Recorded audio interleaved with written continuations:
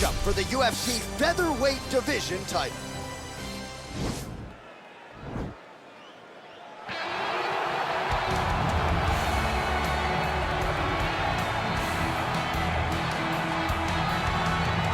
So here he is, the #1 featherweight contender, making his walk to the octagon for this UFC featherweight championship opportunity. It's been a long time coming.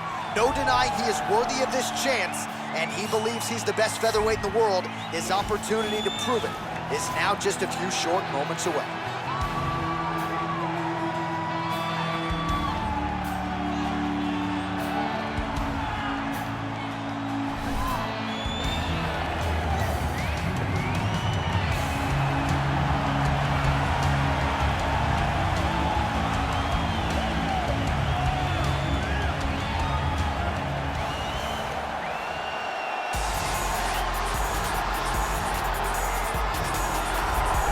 Well, how about the pop as the reigning, defending, undisputed UFC featherweight champion works his way to the octagon here tonight. Yet another title defense is what's in front of him. He is healthy. He is ready to prove that all the featherweights below him are just that, below him for a reason. He believes he is the champion for a reason. He believes he should be mentioned with the all-time greats. And that is what is at stake for him here tonight. Another title defense, another chance to prove that he is one of the greatest 145-pound fighters this octagon has ever hosted.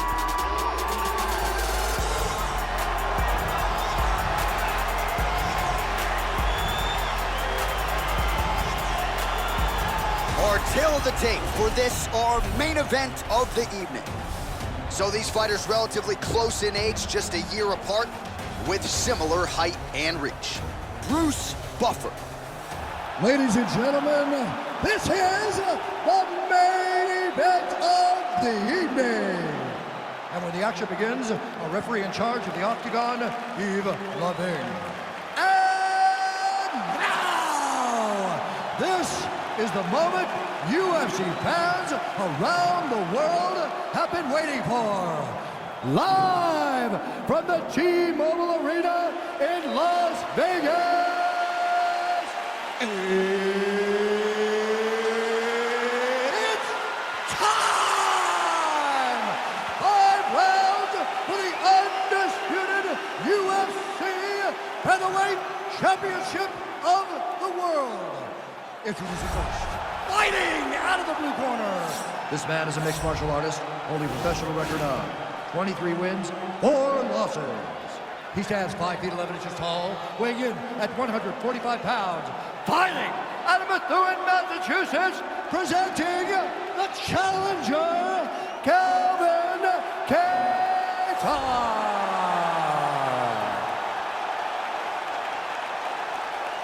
And now introducing the champion, fighting out of the red corner. This man is a mixed martial artist, holding a professional record of 14 wins, 3 losses. He stands 6 feet tall, weighing in at 145 pounds. Fighting out of Tbilisi, Georgia, presenting the reigning, defending, undisputed UFC featherweight champion of the world, Giga Chikadze.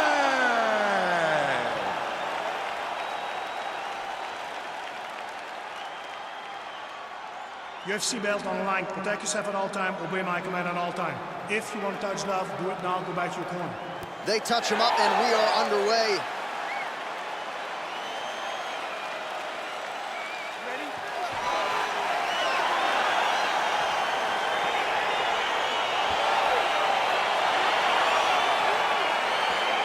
All right, so here we go, round 1. I can barely hear myself think in this arena right now. 2 of the most dominant, well-rounded fighters in this division. I mean, these guys are the best of all of mixed martial arts. They can do everything when they're locked inside of the octagon. I'm so excited to watch the highest level of MMA on display tonight. Oh, now gets an underhook to get a more dominant position. Big punch land over the top. How's he gonna follow this one up? Let's get some offense. Let's get going. Right under the elbow, the body kick lands. Oh, a little single collar tie there. Ooh. Oh, Perhaps a sign of things to come as he lands a kick there. Nice kick landed late defense on the takedown and scrambles to his feet. Nicely done. I mean, that right hand landed square. Nice combination there. Ooh, big shot lands.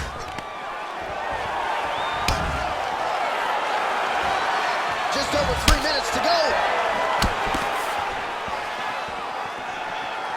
He's throwing every part of himself into these big leg kicks. Big punch from the clinch. Another one. Yep. Oh, and the left hand. Oh, and now his opponent in a world of trouble. Such a sneaky head kick. He did not recognize it was coming high, and now he's got him hurt bad. Stuffs the takedown, no problem. And they separate. All right, he engages in the single collar tie. Big, powerful punch lands. Now he gets back in range. A nice knee to the body there. And those knees aren't just for effect. Those are doing real damage. Stuffs the takedown there. How good is his takedown defense? Oh, how about the speed on that reversal there? I mean, I know you can get out of some bad spots, but not with that type of speed. You cannot allow him to get leverage on the bottom. What a sweep. Working off of his back here. Looks like he may try to hip escape. Oh, the ground and pound strikes continue to rain down. The opponent better move out of harm's way or the referee's going to stop this. He better start to move, and when his opponent starts to posture, he needs to put his feet on the hips, push him away, to try to escape this very, very dangerous position. Let's go! Get him off you! Get him well, anytime you are in a ground fighting situation with this fighter, you're potentially playing with fire. Oh, man. This ground and pound is good. Probably my favorite striking realm in MMA, and he's as good as it gets. The problem is his opponent is not controlling his posture. He's allowing his opponent to get up, and when he does, he creates distance and space to land these beautiful ground and pound combinations. 5 minutes in the books. Well, I'm not sure the extent to which he has recovered, but we do see the end of the round. DC, talk us through the replay. Well, he's a tough guy. He's going to make it to the stool. He's going to survive unless you put him completely out of there. Unfortunately, he's in there with a guy that does have that ability.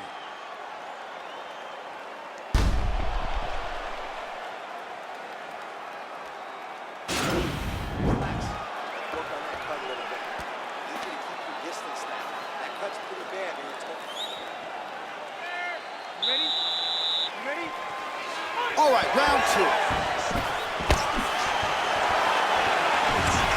Inches right there, boy. Wow. It was a good night if that landed. Great punch. Lands and maybe time to get the bonus checks ready. I mean, this fight is about done. He's got him hurt very bad with his head kick. Now he has to find one more strike to end the night.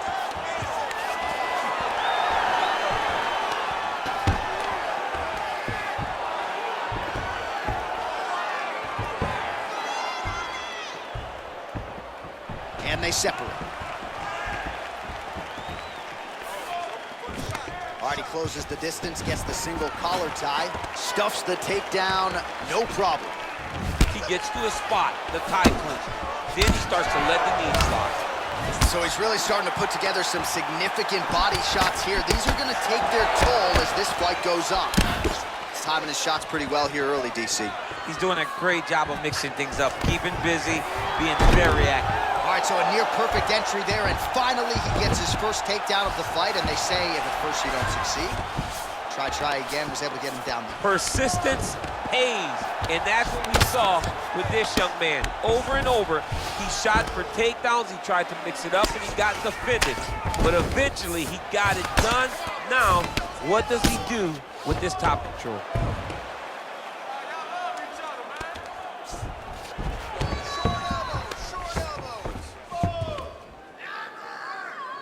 Well, you gotta be working off of your back. He's certainly doing so here. Nice punch. Oh, now trying to isolate an arm, DC. He needs to move his hips back to cover. He cannot allow him on that angle. An attacking armbar.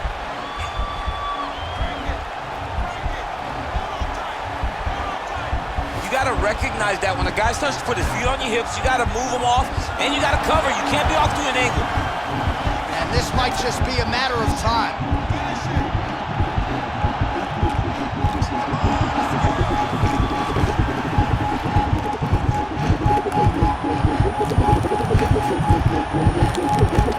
There it is. So he taps out due to the arm bar tonight. High-level grappling work. I mean, he had to tap. If he did not tap, this man is not opposed to snapping his arm. Right. Sometimes it's better to live to fight another day. But hats off to this fighter on a great submission victory. All right, so a wild round and a wild sequence there on the ground. DC, talk us through the highlight. He's such a phenomenal grappler. I don't understand how people don't know that this guy wants to submit you.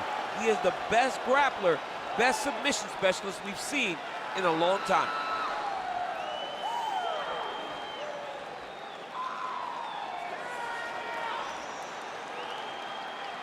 So on the strength of a monumental submission win tonight, the celebration is on for the UFC featherweight champion of the world, a most deserving king of the 145ers.